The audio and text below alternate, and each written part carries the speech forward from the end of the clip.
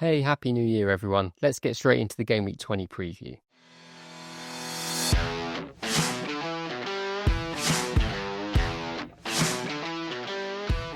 Welcome back to the Draft FC podcast, the podcast website and YouTube channel dedicated to all things official draft FPL. My name is Mitch, and I'm your host for another Game Week preview going over waiver options, hidden gems, and general Premier League chat ahead of Game Week 20.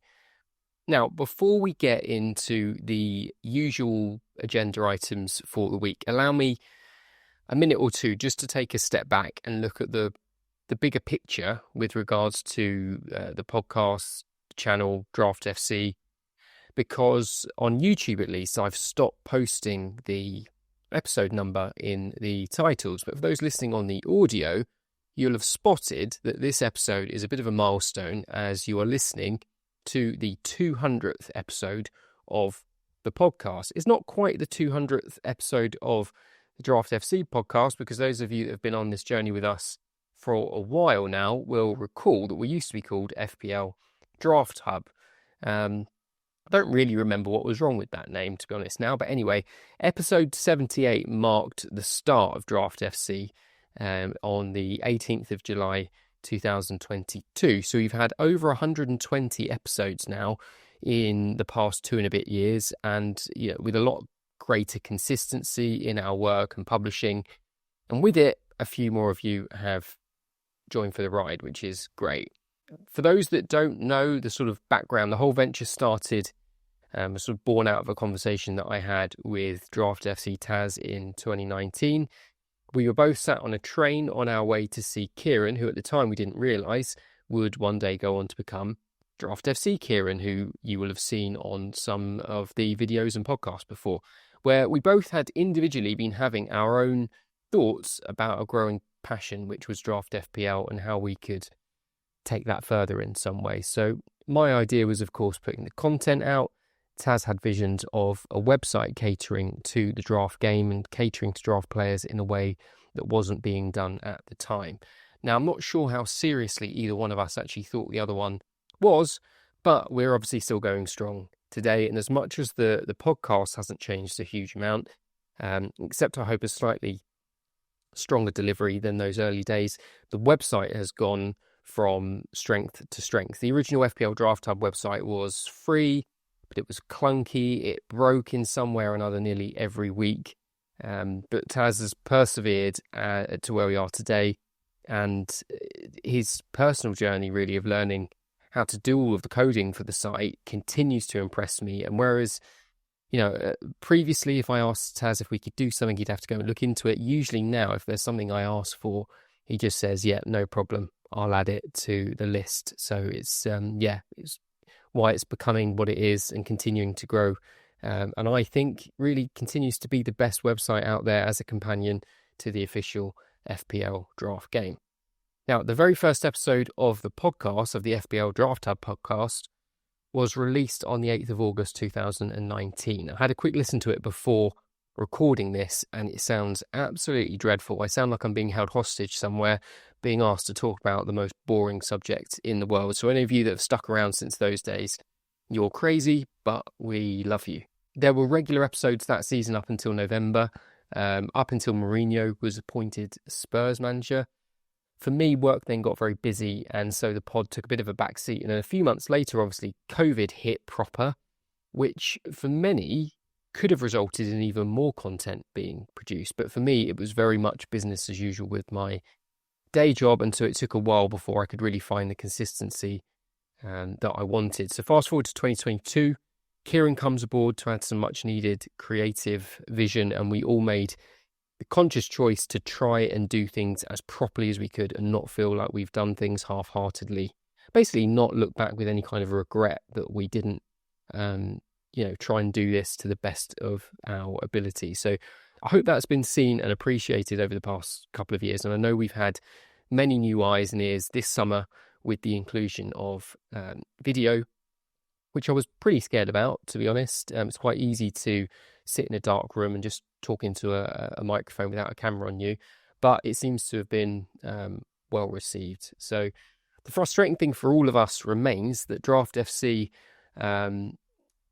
still has to take a backseat to our day jobs, our much needed day jobs to pay the bills. But if we can continue to grow at the rate we've seen recently, then hopefully it could allow us in the near future to devote more time to this, producing both more but also higher quality stuff, both in terms of the site and the podcast and videos, without our wives asking too many questions. So that's a little bit of the background for those that didn't know. Thanks for your continuing support, and hopefully you can stick around for 200 more. So in terms of this week, business as usual, recording this episode on Wednesday, the 1st of January 2025. The Brentford-Arsenal game's finished about an hour ago now. So any team news, injury developments or press conference info are up to date as of then, and of course subject to change. Some of the players I'll be discussing in this episode include Saka, Jared Bowen, Ryan Ait-Nouri, plus many more. So let's get straight into it.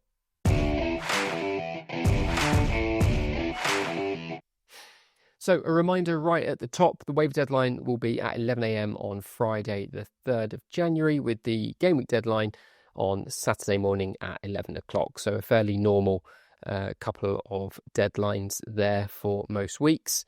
In terms of Waiver Watch, obviously the last episode was a couple of weeks ago now, so we haven't done Waiver Watch for a couple of weeks. Let's have a look at the players coming in and out last week, though. So the players coming in, we had Elanga, Lacroix, Nico Williams, Chalobah, Joel Linton, Muniz, Howson, Jacob Murphy, and Mitchell. So a fairly good bunch of moves there. The players leaving were Fabianski, Souček, Kilman, Szoboszlai, Walker, Kluivert, Jorginho, Livramento and Rashford, which again looks like a fairly good set of moves going in the other direction back to the waiver pile. Let's talk about some key injuries and suspensions. Now, we've got a bit of a unique situation this week, and you'll have heard in the players I said that we'll be talking about at the beginning that two of them are out injured. But I think just due to their status in the game, I'm going to devote a little bit more time to those two players in particular, because a lot of the questions coming out have been about what to do with them, have been about trade value for them, and I know that they will continue to come, particularly for Jared Bowen, whose injury is kind of hot off the press this week. So hopefully I can talk about those in a little bit more detail. As always with the draft format, every single team league situation is entirely unique. So I can't really give info that's going to be a one-size-fits-all for all leagues out there, but at least if I can give you as much info, then you can make an informed decision for your own team and league. And of course, if you're really, really not sure in your particular scenario, then feel free to comment or message me separately. Anyway, some of the injuries, suspensions, etc. for this week. Morgan Rogers got his 5th yellow. He'll be suspended for next week. Pau Torres has potentially fractured his metatarsal, which is the same injury that Jared Bowen's got. So got him currently with a potential return of game week 27, which is about 7 or 8 weeks away.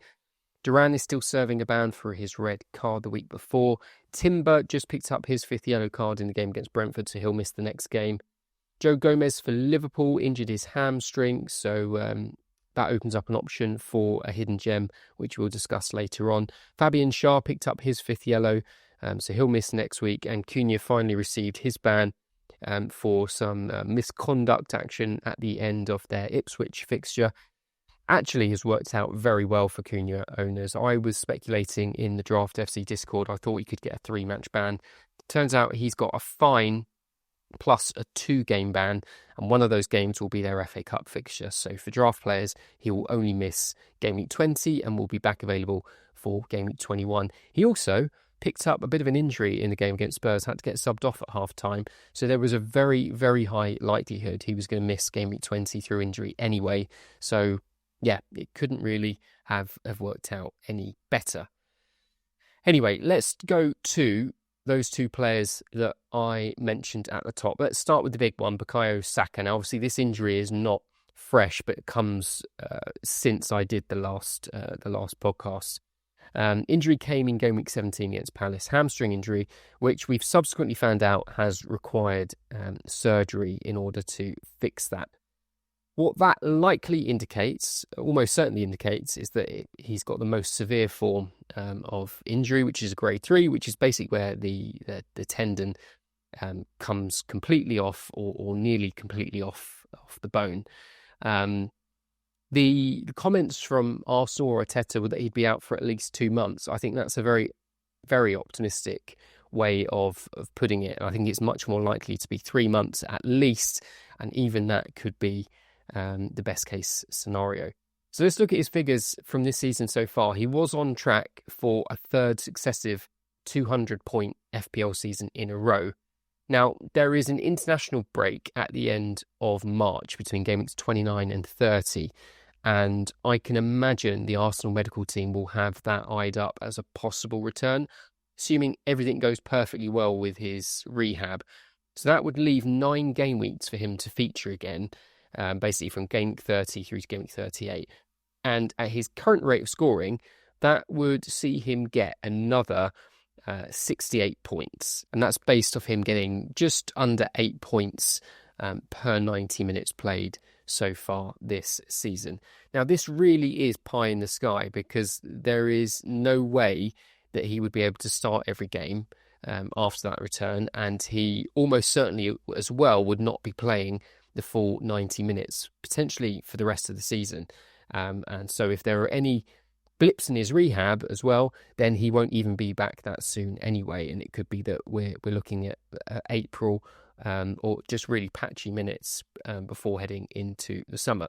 So if you've got Saka, then that's all fine. That's all well and good saying he could churn out 68 points on the home stretch of the season. But that doesn't take into account that you'd have to park him on the bench for 10 game weeks now. And so if you were to spread that average out over all of the game weeks remaining for the rest of the season, then best case prediction means that his spot in the squad, which as I said, for over half the remaining games is going to be sat at the back of your bench, means that it would basically net you 3.6 FPL points per game week between now and the end. Now, if you're in an average size league, which for me is anywhere between 8 and 10, 3.6 points per game week is below what you should be aiming for. If for 8-team leagues, you're looking to push a game week average of around 50 points, for 10-team leagues, around 45 points for a competitive kind of winning average across the season. And again, these numbers for Saka are assuming a best case scenario that, I don't think is even realistic. If you factor in, as I said, a couple of game weeks off, even after his return, that 68 easily goes down to 53. You then factor in not getting 90 minutes every week, and suddenly that 53 goes down to about 40. And then if you change that preseason projection based on 40 points, it goes from 3.6 down to just 2.1. So for me, if you haven't already managed to trade him away, or if you haven't dropped him already, and you're in a league of 6, 8, 10, or even 12 managers, holding him will likely be a mistake. One that you'll look back on with regret if you wind up finishing a close second in your league. Of course, this is all a risk, and knowing Arsenal, he might not even be injured, and they just staged the whole picture of him in a hospital bed to throw everyone off. But with the info we have, I think a hard choice has to be made. There's usually something like this every season with a big first-round draft pick, and unfortunately for Saka owners, it's come around to you this year. You're far more likely, I think, to maximise FPL points by using that spot to cycle through waiver picks as good options become available week to week. Also, as a final note of pessimism for Arsenal fans, I've been throwing around best case numbers. As I've kind of alluded to, worst case truly is that we hardly see him again this season. Such would be the risk of re-injuring him so soon after return. It may come down to the position Arsenal are in, where they're at in terms of the Champions League Cup competitions. If they're competing for trophies, if they're in quarterfinals, semi-finals, if they're pushing, in all likelihood, Liverpool for the Premier League title, then they may be more keen to try and get him back for as much as they can do. If they find that they're kind of sitting in a fairly safe third or fourth spot in the Premier League, if the cup competitions have kind of gone out the window, then they really don't need to to risk, and just let him heal up as best he can. So yeah, it's an unfortunate spot for Saka owners. Let me know in the comments if you sort of disagree with this rough maths. Okay, the other thing you've got to factor in is that obviously at some point, if it does look like a return is looming, then other managers will look to pick him up early as well. That's kind of just baked into the risk that you have to accept with these moves. And it's something I'll touch on with Jared Bowen in just a second too. But I think if you're just looking at your own team, the hard choice has to be made.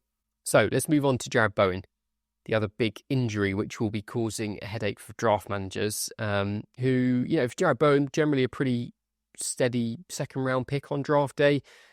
Someone we're quite familiar with to provide very consistent returns, and has done so for a number of seasons now. The nature of the injury is vague. We know that he's broken his foot. We know he sustained the injury in the first half against Liverpool. So we also know that he played on for 15 minutes or so into the second half before coming off, which is obviously a reassuring sign when trying to judge the severity of it. I've had a look and haven't really been able to find the specific incident in which it happened. Lots of people were sort of assuming it was the tackle with McAllister where he actually got substituted off, but Bowen himself put out a message on social media saying that the injury actually happened in the first half and he just kind of played on, but the tackle likely just aggravated it. My best guess is that it's a metatarsal fracture, of course made famous by David Beckham 20 years ago or so, and probably somewhere in the middle of his foot, so in a relatively stable place. And then, say, that tackle with McAllister that forced him off probably just exacerbated it or knocked it slightly. So he'll have his feet up with a boot on for a month or so before they check to see how it's healing, and then he can start running around again once the X-ray shows it looks all good, really. If we drill into his numbers in the same way we just did for Saka, the issue that Bowen has is that while he won't be out anywhere near the length of time that Saka will, his point scoring is not on the same level at all. He's been, like I've said, he's always been a slow and steady point scorer. He's only got double-digit FPL points on 2 occasions so far this season. It's what makes him such a good, reliable draft asset, especially in head-to-head leagues, knowing that he'll always chip in. There are 4 game weeks in January, which he'll certainly miss, and then there are another 4 in February, and I would guess he comes in around game week 27, which would be towards the end of February. He could be fit slightly sooner than that. They play Arsenal away in game week 26, but I think if he's not 100%, it would seem a silly fixture to risk him in with quite a low probability of coming away with 3 points in that one anyway. Game week 27, they have Leicester at home, which I think would be a far better stage to reintroduce him. So that would leave 12 game weeks left for him to score, and based on his sort of rate of return, about 60 FPL points for him to collect before game week 38. Now, that still leaves him with a very respectable tally of around 150 points for the year, but it obviously means keeping him on your bench, and in the same way we're talking about Saka, that's a roster spot that is kind of locked down and dead for a little while. So if we were to then factor in the usual spread of all the game weeks, including the ones that you'd have to hold him, that brings his average down to 3.2 FPL points per week. And again, similar to Saka, these are best case numbers. So there's no reason he shouldn't be able to hit the ground running once he is back fit, which we can't say about Saka. So 7 weeks to hold on your bench. It doesn't sound a lot, but it is nearly a fifth of the season.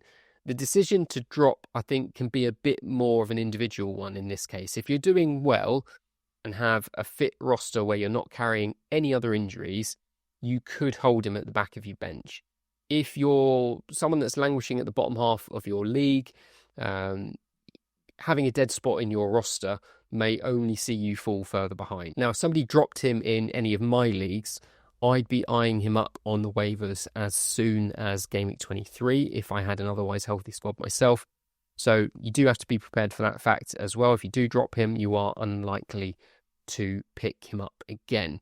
Now, on that note of people being bottom of the league, I know for most of you watching and listening, you won't be bottom of your draft leagues because you're better than that. But on the off chance you were, or if there was maybe a sort of secondary draft league that you don't take quite so seriously, where you found yourself slipping to bottom place, there is a bit of a tactic you can deploy in situations like this. Some of you will no doubt have kind of used it already. Others, this may be totally new to you. This has certainly been used in my draft league over the years. Definitely unique to official FPL draft. So if you play other systems of wavering, this isn't going to necessarily apply. Obviously, in official FPL draft, if you're bottom of the league, you have first priority on the waivers. So if you're a decent chunk adrift at the bottom, so if you're in a classic scoring league and you're kind of 50 points, off the next manager, or if you're in a head-to-head league and you maybe 6 points again to try and make up the gap to the next manager, then with pretty good certainty, or absolute certainty, you're going to be bottom for at least the next 2 to 3 game weeks. So if you sit there and you find yourself with someone like Jared Bowen, and you're otherwise fairly happy with your team, what you can do is waiver Bowen out this week for a player that you like with a bit of upside for the weekend, knowing that next week you can pick Bowen up with your first waiver choice and be guaranteed to recollect him from the waiver pile. The downside, of course, is that by doing that, you're wasting, in a sense, your waiver pick for next week, because if there was another player you wanted and you didn't go for Bowen, then you risk another manager picking them up. But if you don't mind doing a bit of the merry-go-round with him, what you then do next week is you pick Bowen up with your first waiver pick. You do your other waivers as you normally would do. But if you still want to repeat the process again, you can do. You simply drop Bowen in a free agent move. He would then remain locked, and you can repeat that process again next week. So it's not without its downside, because it means you are essentially wasting having that first waiver pick for better options on the table. But if you wanted to somehow recycle a player without throwing them into the pile for someone else, that is one way around it. Works particularly well, I think, if you just want to do it for 1 or 2 weeks, just to squeeze out a little bit more value in that spot. I think if you were doing that for 6-7 weeks, you'd probably end up costing yourself points and players by not just going for the best available player that you could do in the pile. But just, a little tip, something to think about. So let's get into the main picks now, and starting with some defenders. First one on the list is Ryan Ait-Nouri for Wolves. Now, he's not a favourite of mine in a real world sense. He tends to get on my nerves a little bit when I watch him. I feel he tends to get a bit of a free ride for some pretty shoddy defensive performances, but we can't deny he is a pretty good FPL asset and now has the most attacking returns of any defender in the game, with 3 goals and 5 assists. Just 2 clean sheets for the season, though, means that he is not even in the top 20 defenders for points. And throw in the red card he got a few weeks ago too, just keeps him a little bit out of that top bracket. I think that will change, and there are promising signs of a bit of a resurgence for Wolves under Pereira with the back 3 system. Allows him and teammate Semedo a bit more attacking license without the built-in vulnerability at the other end that we've seen from them so far this season. So if Wolves can sneak a few more clean sheets into the equation, then Ait-Nouri will rocket up the defender pile and likely earn the much-touted move to a European team, a team playing in Europe in the summer. Next is Leif Davis for Ipswich, another player who could potentially improve his standing with a formation tweak. There remains to be seen how long the system change will stay. So far, he hasn't lived up to Alfie Doughty comparisons, but we've seen glimpses of it at times this season. So, as I said, Ipswich went to a back 3 in the last game, got a trip to Fulham, who themselves also have moved to a back 3 recently. So I expect Ipswich may well stick with it, particularly as it's been successful and they can match Fulham up if they stick with it too. Yeah, it's an opportunity. It could be a fruitful one for Ipswich and specifically Leif Davis. But again, with all of these, I think unless you're sort of relatively happy there's half a shout of a clean sheet, then it's probably not worth it. And that applies again to the next guy, Tosin. Chelsea hitting a slightly rocky patch in terms of their overall form. But if you did want a piece of the Chelsea defence, then Tosin is a fairly safe way in, with the other centre-back injuries continuing in the background. Into midfield, obviously it wouldn't be a Draft FC pod without mentioning our man Kevin Schade. Got a rest in game week 19, and so it's Southampton, for goodness sake. If he's playing in this one, he is guaranteed goals. Next is Elanga. Ownership is on the big up in the last week or two. 4 returns on the bounce now, and seems as assured of a start under Nuno as we've seen in his tenure. I think we commented when I did the team-by-team run-through with Kieran earlier in the season and possibly in pre-season too, how much I liked him and his underlying numbers from last season, but for whatever reason, just didn't quite seem to be fancied by Nuno as first 11 over sort of the likes of Hudson-Odoi. But that does seem to have changed in the short term at least. So yeah, and obviously I keep expecting a Nottingham Forest drop-off. They continue to prove me and everyone wrong. Wolves away next should see them score another 1 or 2, and there's no reason why Elanga can't be a part of that again. Next is Joel Linton against away at Spurs this weekend. It's where the sort of physical midfield mismatch can really show up again in the same way that it did when Newcastle played Man United the other night. Joel Linton is in good form, 23 FPL points from the last 2 game weeks, and while Tottenham away can look awkward at a glance, it's really not. Next is Bailey. Now, Aston Villa do have other options, so it's not 100% assured that he'll start, but with Rodgers and Duran both suspended, they could use a bit more pace on the pitch, and so I think Bailey can continue to provide that. He started the last game, should have come away with at least a return in that one. Leicester at home this weekend is a great opportunity to put things right, and ownership has sunk down to just 26% even in 10-team leagues, so lots of availability out there. And then the last one is Hechan for Wolves. Now, he was drafted on average around pick 86, so even on that basis, probably too high considering his performance so far this season. All change in the last 2 weeks, though. 2 goals in 2 game weeks. Cunha's ban means we should continue to see this at the weekend against Forest, and a bit of a fun, high upside waiver grab for a short-term stint, see if he can carry on the form. I think this season, one of the forms and one of the things that's always in my mind, given how certain game weeks have gone, is who is currently sat in the waiver pile that could go and get a hat-trick this week. Because as I say, in our league, and I'm sure many of your leagues out there, that has happened on once, maybe 2 occasions even this season, which is crazy. Hechan really does fit that bill. You know, we know he can pop off. He looked lively against Spurs in the last game. And yeah, could be the player at Wolves who really gets the biggest bounce from the new manager. So yeah, a fun one to own. Someone I'm looking at on the waivers for a short-term go this week too. Let's move on to some hidden gems then. So these are players that are generally owned in less than 10% of draft leagues, starting with some defenders. First one, if you want a piece of what's been the very reliable Liverpool defence, then with the injury to Gomez, the continued injury to Konate, we should see Quansah come in again. Though it must be said, they haven't looked quite so reliable on occasion where he's been on the pitch so far this season. Big game against United, so if they win that, it really does put another letter really gets etched on that Premier League trophy for them. So we'll have to see. But if you did want them, if you did want a piece of that defence, then he's your way in.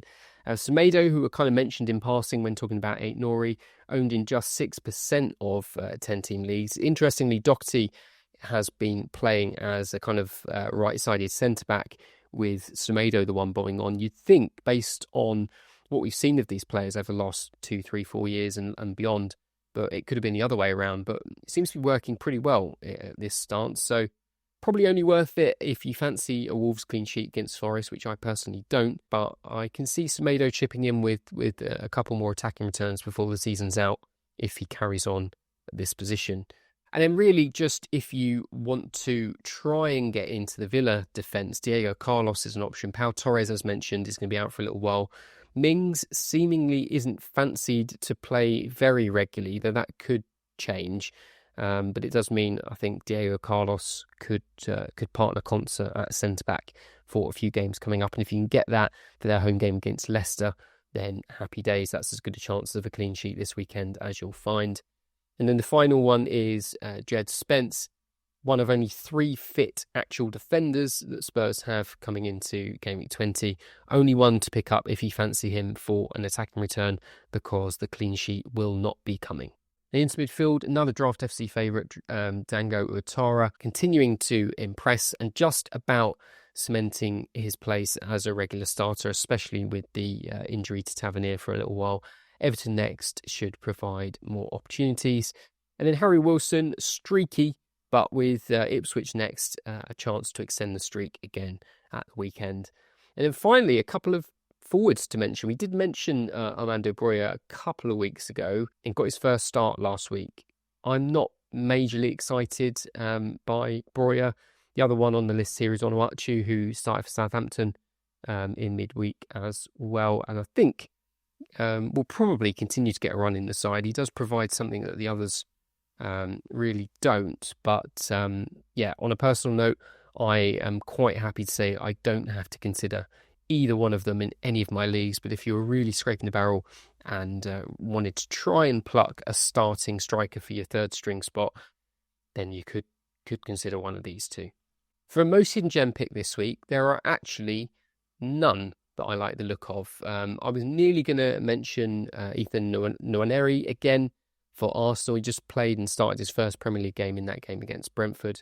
Didn't really do a lot, actually. I thought he looked fairly poor. It's not to say he did anything wrong, but he certainly didn't do anything to add to the wheel, add to the performance. So I think moving forward, we're far more likely to see a combination of Martinelli and Trossard on the wings, and potentially Raheem Sterling chipping in a bit more when he's back from his own injury.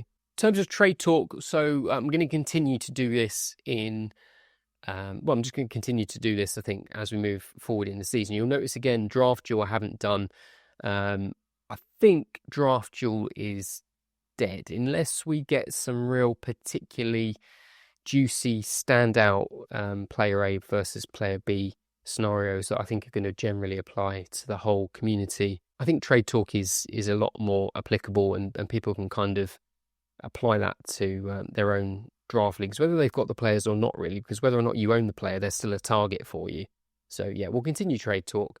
In terms of sell high, these are all players that were on the last list. I'm keeping them on there despite recent returns. And that's kind of the point. That's why you're trying to sell them high. They're in a little bit of a purple patch, or have been on a good run of form for the first half of the season. And what you're basically saying is, do I think they're going to match that for the second half of the season? And for me, certainly for Wood and Kulusevski, I don't believe that. And for Eze, as I said in the last video, not so much that I don't think he won't continue to chip in with returns. I just think that his status in his name is slightly higher value than what his actual output will be, and I would look to see who you could get by shopping him around to other managers in the league. In terms of buy low, both Solanke and Duran were on there last time. Duran is another, again, due to the circumstances with his suspension, makes him an even better buy low candidate right this moment. The new player on the list is Martin Odegaard, who maybe I'm putting on here as a bit of a wishful thinking, hoping that another manager is going to try and take him off me in my main draft league. Thank God I drafted Isak and Brian and Bumo, because without those two, I would be really, really struggling. So yeah, Odegaard was my my second round pick as I came round on the turn, and really, well, to put it lightly, not pulling his weight at all. Yeah, we'll see. I might look to see if I can move him on in the next day or two. Might have to take some quite cut price value on him, to be honest. But I'm just starting to get to a point where it's just really frustrating, and I can't rely on him to sort of get me out of a hole now, week to week. So I'll see. Got a couple of Arsenal fans in my league, so as long as they've not listened to this and heard me completely destroy his value, might see what I can get for him on the trade block.